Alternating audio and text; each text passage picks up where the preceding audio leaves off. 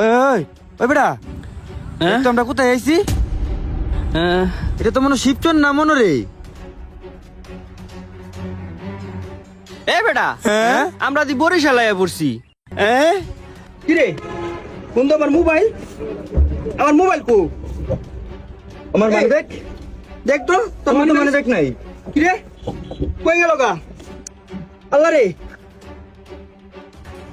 এ driver ভাই, এ আমাকে কই নিয়ে আইছেন? হ্যাঁ, এই মেয়ে, আপনি 1 ঘন্টা ধরে ডাক পারতেছি, আপনি উঠেন না। বাস এই পর্যন্ত, বাস যাবো না। হ্যাঁ, বাস আর যাইবো না?